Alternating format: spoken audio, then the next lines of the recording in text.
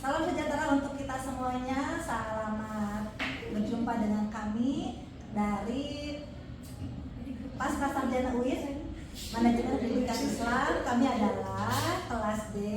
Saya Isra Sila dan teman saya Ayy Muhammad Siraj. Saat ini kami akan ngobrol seputar tugas kami, yaitu pada mata kuliah Tafsir Manajemen Pendidikan yang diampu oleh Pak dosen kita Pak Dr. Heri Khair. Oke. Nah, kami saat ini akan melaksanakan tugas tentang bagaimana pengalaman kita saat melaksanakan tugas untuk menelaah dan menggali ayat-ayat Al-Quran yang berkenaan dengan manajemen pendidikan.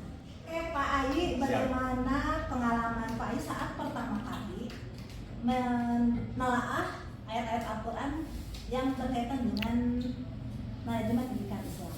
Pertama saya sangat kagum terhadap kemujizatan Al-Quran, dan ini membuktikan bahwa Al-Quran itu betul-betul kalamullah yang mengatur semua aspek kehidupan, dan di dalamnya itu termasuk juga masalah manajemen. Dan ini yang sebetulnya yang memotivasi saya kenapa saya mengambil manajemen pendidikan Islam, karena saya ingin mendapatkan ilmu manajemen yang plus, bukan hanya yang berorientasi kepada teori-teori barat, tapi saya ingin lebih memperkuat teori keislaman saya, keyakinan keislaman saya dalam bidang manajemen. Dan ternyata dengan mempelajari tafsir manajemen ini, banyak sekali konsep-konsep manajemen yang berlandaskan terhadap Al-Quran ini bisa dikontekstualisasi ke konteks manajemen modern hari ini, khususnya dalam dunia pendidikan. Oke. Nah, kan di kelompok kita itu ada banyak sekali tema yang dibagikan oleh Pak Profesor Heri. Kalau Pak Ayi sendiri dapat materi tentang apa? Saya tentang kaidah-kaidah lugawi yang berkaitan dengan kaidah-kaidah tafsir, ya bukan lugawi.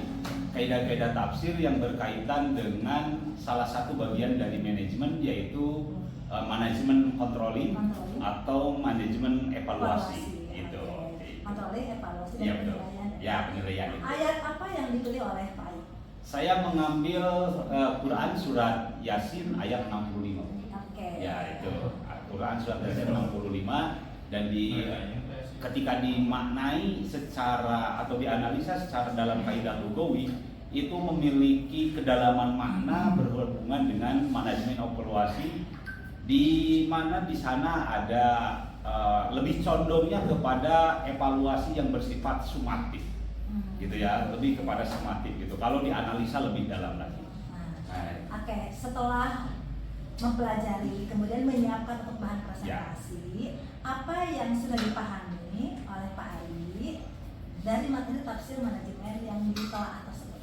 Oke, yang pertama saya sedikit memahami tentang sumber penafsiran, kemudian sedikit tentang manajemen tentang metode tafsir, dan tentang kaidah-kaidah minimal memiliki gambaran lah. Itu kaidah-kaidah tafsir itu ternyata bukan hanya terbatas pada tafsir misalnya kita tekstual saja, tetapi itu lebih dalam lagi secara kontekstual. Oke. Nah, dari proses mempelajari itu, apa hal-hal yang masih belum dipahami atau sudah dipahami oleh Pak Ayi? Ya, memahami kaidah lugawi. Itu kaidah lugawi, kaidah bahasa, karena kita membutuhkan pengetahuan yang mendalam tentang ilmu nahu, ilmu balago, nahu, sorof, dan lain sebagainya. Gitu ya. Itu yang sampai saat ini membuat saya penasaran dan selalu ingin belajar lebih dalam lagi tentang kaidah-kaidah bahasa Arab. Jadi semakin kita belajar malah semakin saya merasa tidak tahu. Masih banyak yang belum diketahui. Betul. Ya, betul. Nah, ini pertanyaan terakhir Pak Ayi. Apa yang sering dan dianggap sebagai kesalahpahaman tentang tafsir manajemen menurut Pak Ayi?